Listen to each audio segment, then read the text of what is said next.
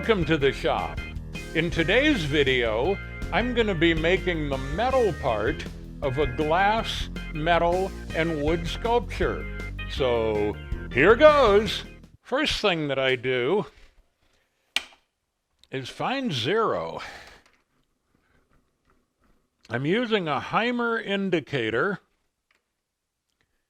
that goes nicely into the mill. You notice that sound. I have a power drawbar, and the power drawbar makes things so much easier. It's almost as fast to change tools with the power drawbar as it is to change tools on the Tormach with the automatic tool changer.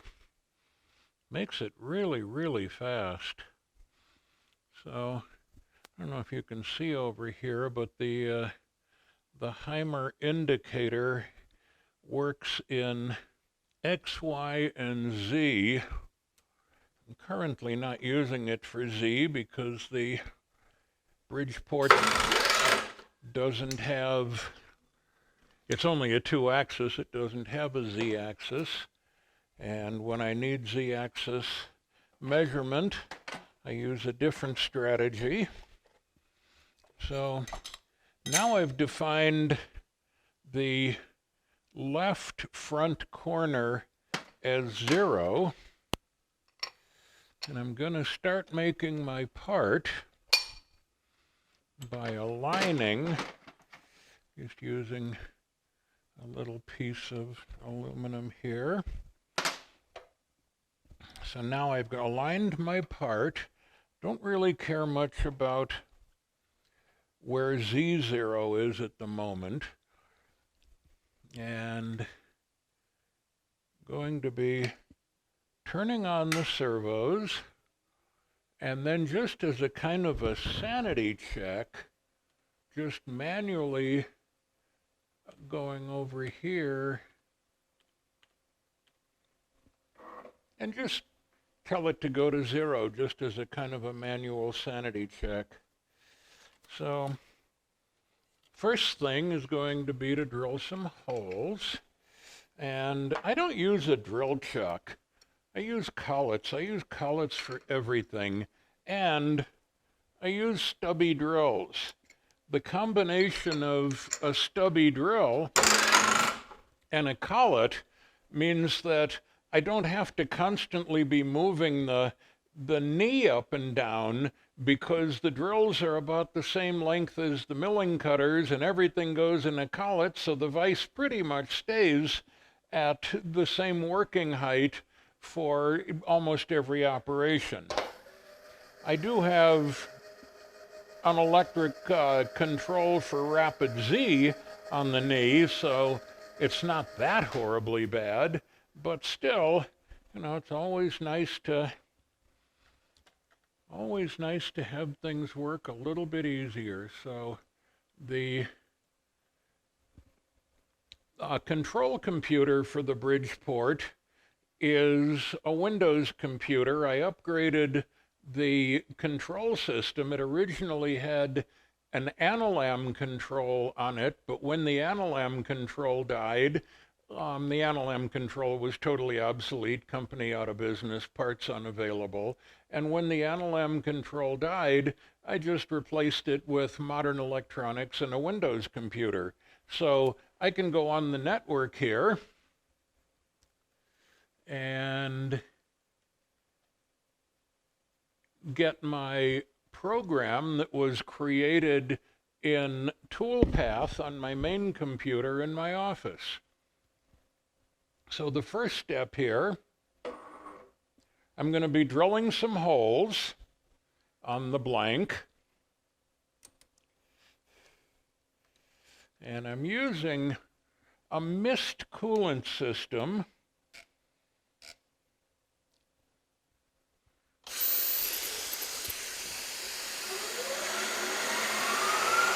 And I'm going to be peck drilling.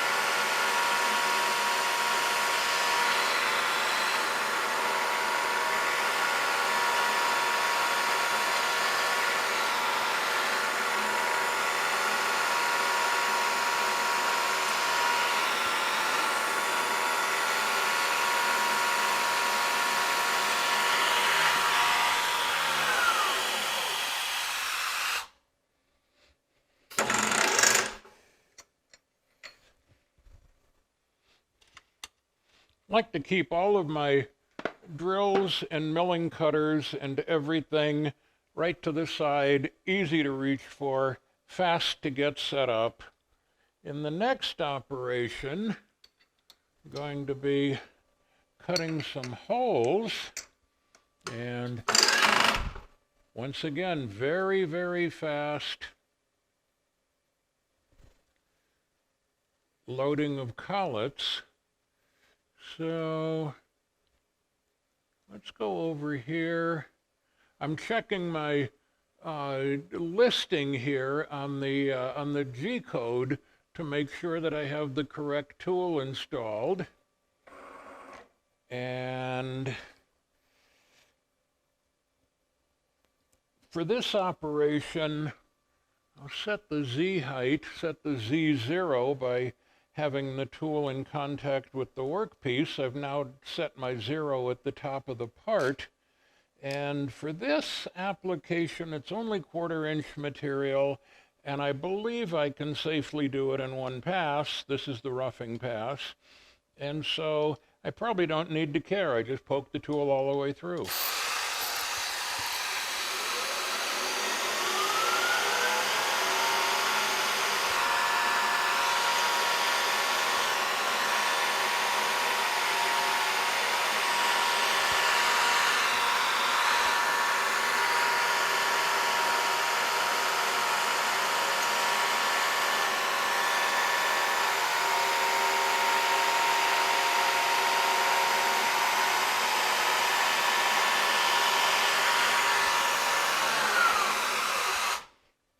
I built a custom control panel for controlling the start and stop. So I've got my E-stop and I've got my go button.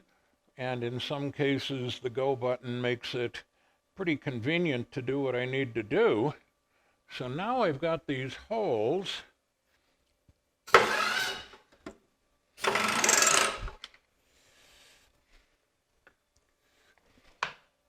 So now I have my blank, and I'm going to just put a Sharpie mark on the corner so I know where 0 is, and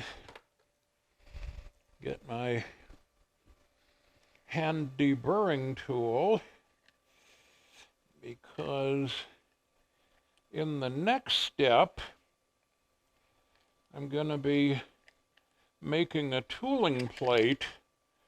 I use tooling plates for just about everything in the shop. I'm using 3/8 aluminum. I've ground a little corner on this guy so I know where 0 is and don't forget where 0 is.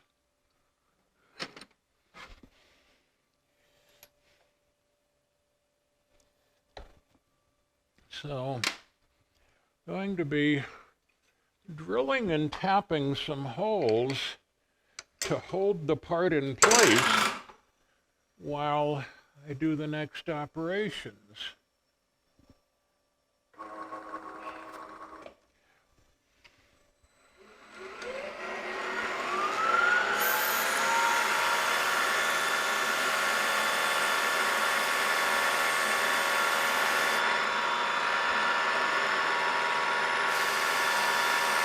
Once again, peck drilling, trying to control the chip and prevent the buildup of material, prevent anything from welding to the drill bit.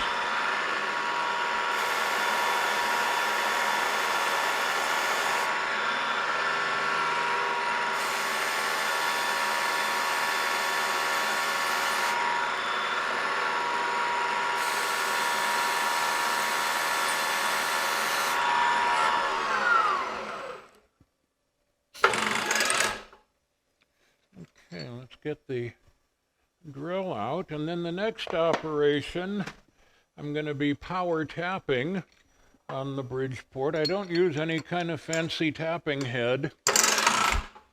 Just put it in slow speed, reverse direction, slow it way down, and use Tap Magic. Tap Magic is an excellent cutting fluid. Works very, very well.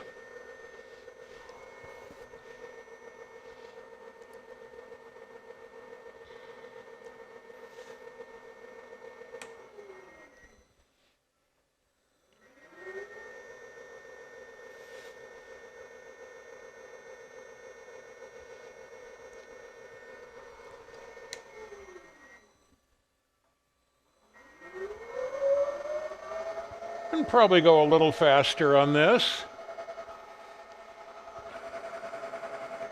The let me turn the noise off here. The VFD must control the motor directly. When using a VFD on a three-phase Bridgeport, you can't use the regular turny little switch that it usually has. You have to have a remote control switch box that sends commands to the VFD, and the VFD controls the motor directly. So I've got a little switch here for forward and reverse, and then a green and a red button.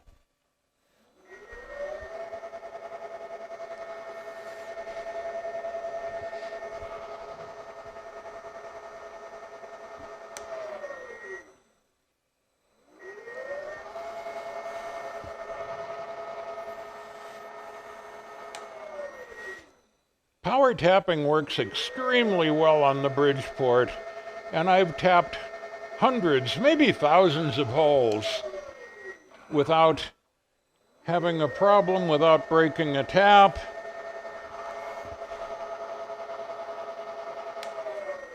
Just works exceptionally well.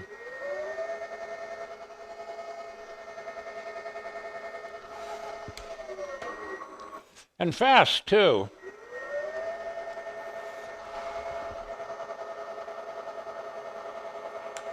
On the VFD control, I can switch from forward to reverse without needing to stop, and the VFD just takes care of it.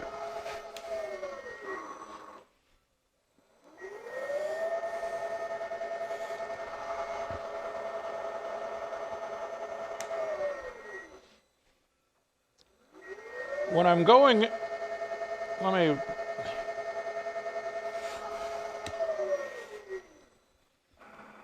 when I'm in production making larger quantity of parts, the Tormach makes more sense, the full 3-axis CNC with automatic tool changer.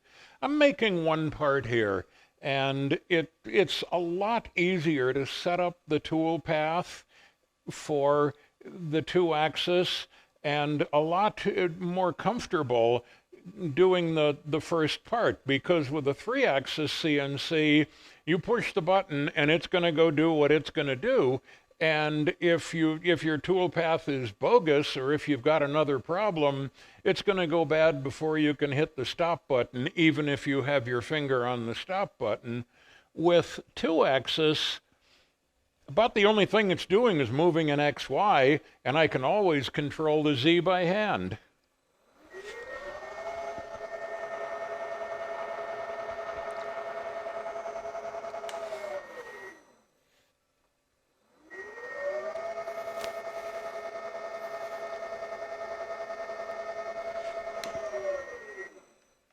And that does it for the tapping operation. So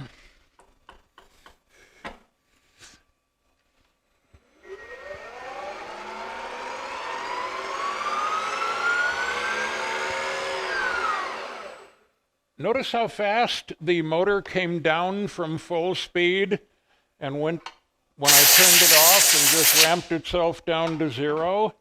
It's another great thing that the VFD does. You don't really need to use the traditional Bridgeport brake lever. You just turn it off and the VFD dumps all of the power into the braking resistor, which, if you can see it in the video, is the green thing on the wall below the VFD.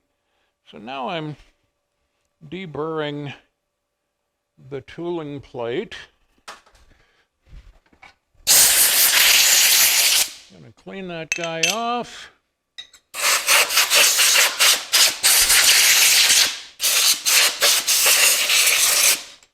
Make sure everything is nice and clean here. Tooling plate goes back in.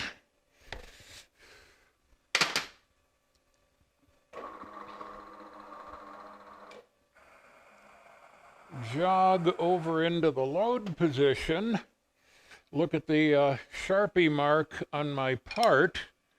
Now I'm going to put the part in place and go over into my warehouse for a moment. I'll be back. I'm going to get some mounting screws to screw the part onto the tooling plate. Like I said before, just about every design that I do, I use a tooling plate. And even more than that, I design my parts with the assumption that I'm going to be using a tooling plate, and produces pretty good results.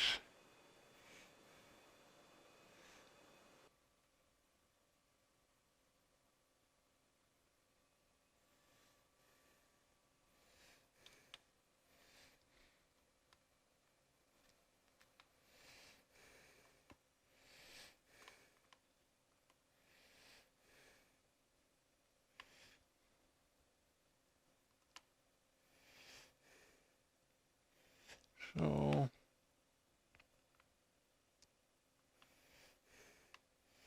get all the screws moderately tight.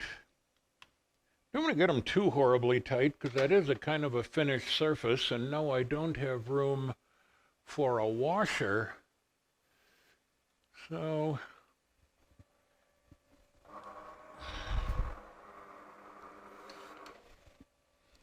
the center design of this part is a rather complex cutout, and I was a tiny bit concerned that when the cutter would break through, if I made the cutout and cutter goes and then the centerpiece falls out, I was a little bit concerned the centerpiece might catch the might get caught in the cutter and break the cutter and ruin my part. So I put an extra screw in here, and the extra screw is going to hold the center cutout in place just to be sure. Doesn't take that much extra time to put in one more hole, and it certainly it prevents against nasty surprises. For most of my cutouts, just round cutouts, it's no problem. It just falls through. But this one is a somewhat complex shape, and there's always the concern that it might possibly be a problem. I'm going to be cutting this one in 2 passes. It's probably safe to cut it in 1 pass with a 1/4 inch cutter at 4,200 RPM and 10 inches per minute. And I've had success cutting a 1/4 inch aluminum 6061 in 1 pass with a 1/4 inch cutter. I've also had chip evacuation problems because I'm only using mist coolant, and I've actually had problems breaking cutters. So I'm not in production, I'm not in a hurry, might as well just be safe. And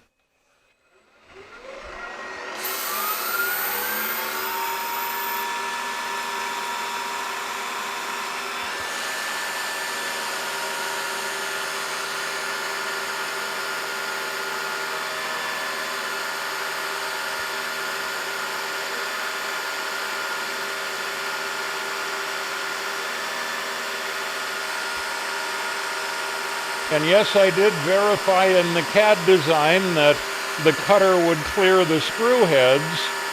That's one of the things to be very careful for and watch out for when doing this kind of work on tooling plates, is just to make sure that you don't run into the screw head.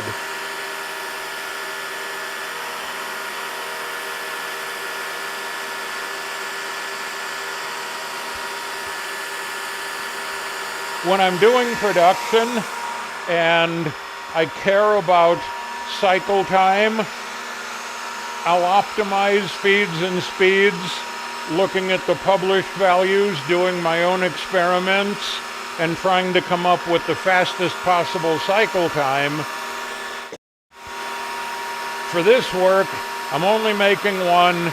Take it slow, take it conservative, don't break the cutter, it'll be over soon.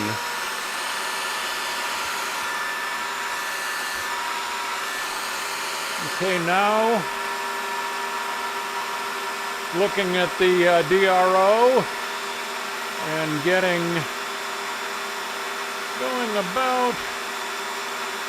about 10 thousandths deeper.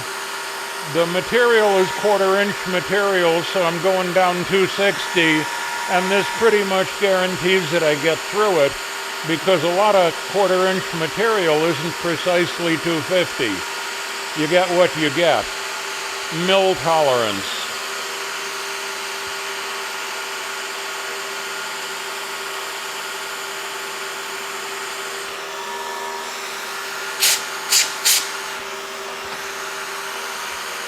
If I see what looks like possibly a dangerous buildup of chips, give it a little toot with the air.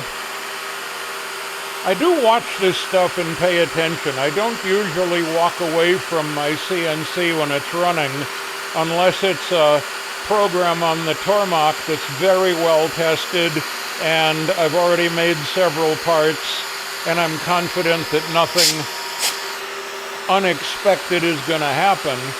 But on the Bridgeport, making one part at a time, I'll just stand here and watch it. Just make sure.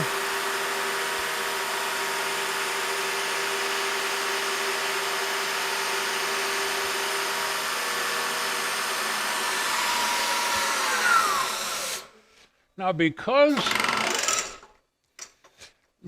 my design has some fairly tight inside radii, I'm going to be using a lot smaller cutter for the finish on this guy. I'm going to be using a 9/64 solid carbide 2-flute.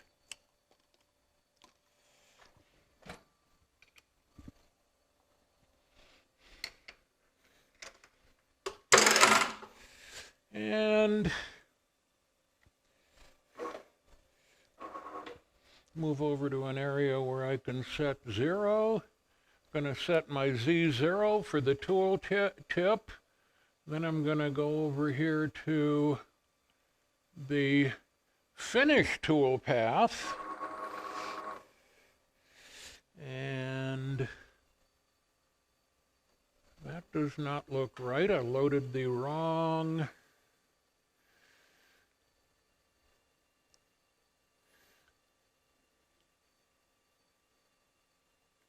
The Mach 3 has a preview screen that lets me preview what the toolpath looks like, and that toolpath is wrong. And one of the nice things about the 2-axis machine, that it only moved in X and Y, and I saw, oh no, that's not right. Something's wrong, so I'm going in the office and I'm going to fix it. It's nice having the office right next to the shop, so I can very quickly go into a clean area and go to my design computer.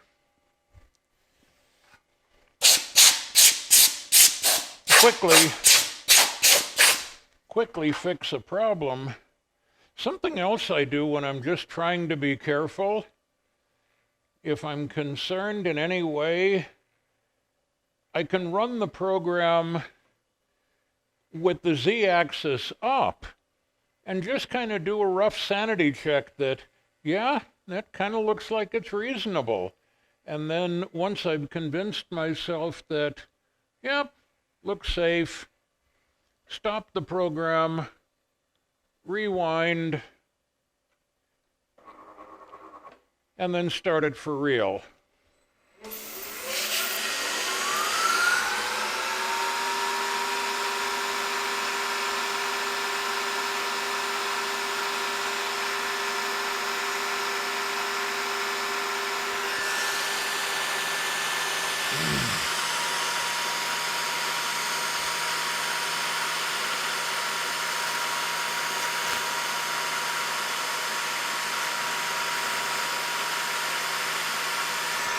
And all looks well.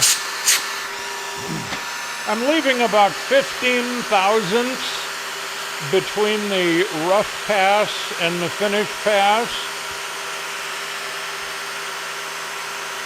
Because this is going to be a sculpture, I really want the surface to come off the machine looking really, really smooth, because this intricate geometry is pretty difficult to smooth out by hand, and I want to get a nice finish because it's a sculpture. It's got to look good. And it looks like the 9/64 cutter is doing a very nice job.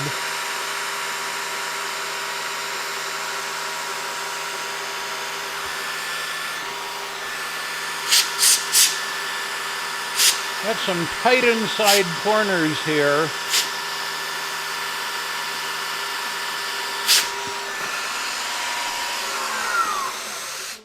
So that is the inside finish. So let's, I kind of got out of sequence here for a moment, but that's okay. No problem. I'm going to go back to the 1/4 inch bit. And that's why I look at the G code, because the toolpath generator, I wrote the post processor for it. The Mach 3 2-axis mill required a custom post processor, and I made sure to include the tool designation to make sure that I had the right tool, and the finish on the 2 little holes there turns out to be a 1/4 inch tool, and for some reason I misremembered what the tool was, but that's why I check and double check.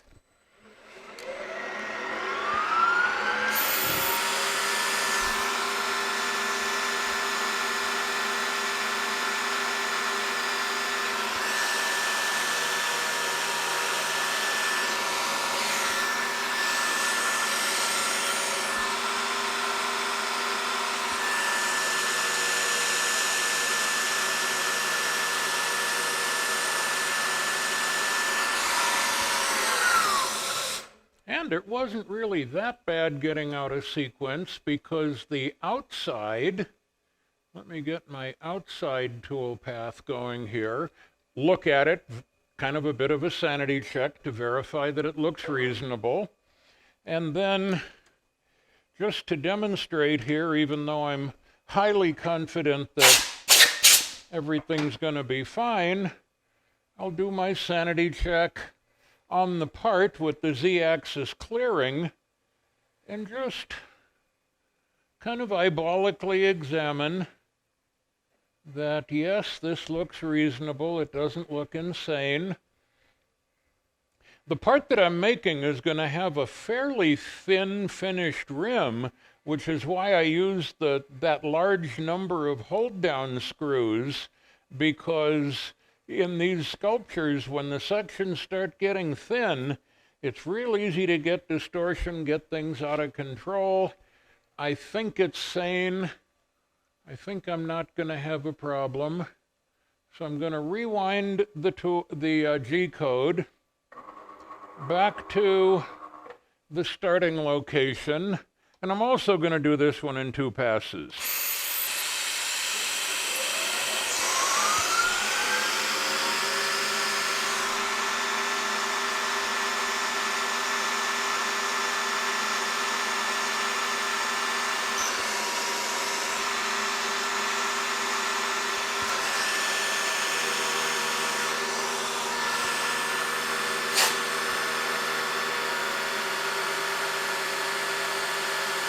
I'm watching to make sure that I have proper chip evacuation. And if I see a problem with chip buildup, I've got the air hose in my hand.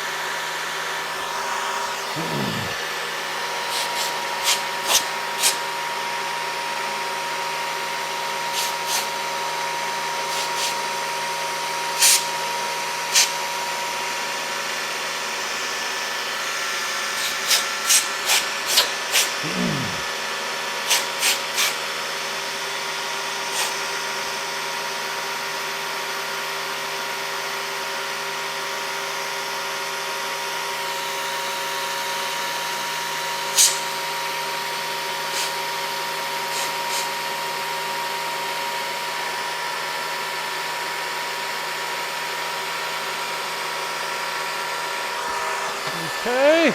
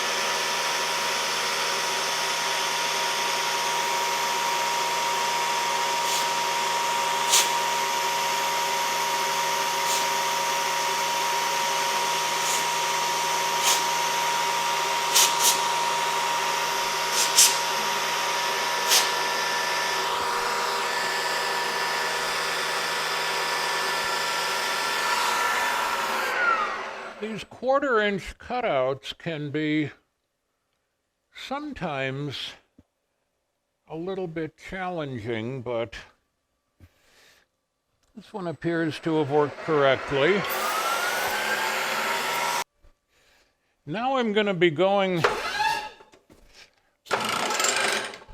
for the finish pass, and the finish pass will also use the small diameter cutter because I have just a little bit of, there's one inside radius that's fairly tight that I wanted to maintain the tight radius for consistency with the design. It's probably one of those little details that doesn't matter, but why not?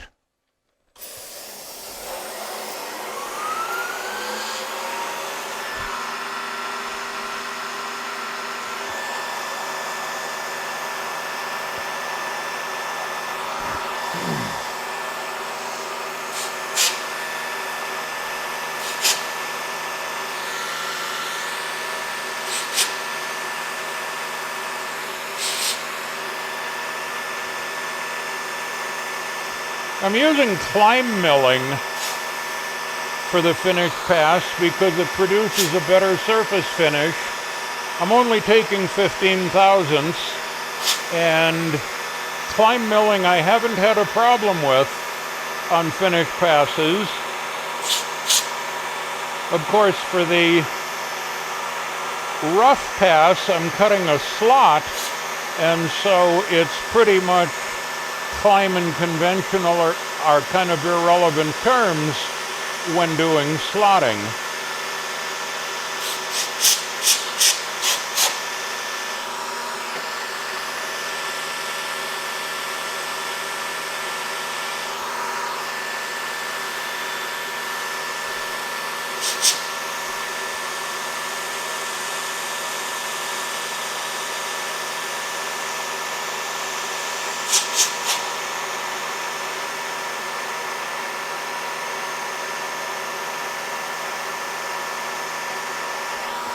And there we have it.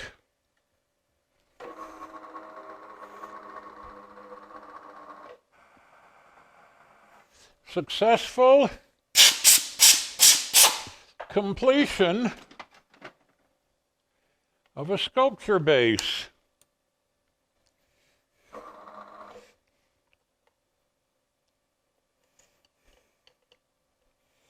And the next step, after deburring and very carefully sanding with high grit sandpaper, and then a little Scotch-Brite, the next step will be using the zincate process. I'm going to be nickel plating it. But there is the final piece. Got a very nice surface finish, will require very little hand sanding, very little Scotch-Briting, and it's going to hold a hexagonal glass piece fairly precisely. I'm going to probably end up hand filing each one of the attachment points so that the piece will fit just about perfectly, and then secure it in place with glass glue. So, thank you for watching. It's been fun.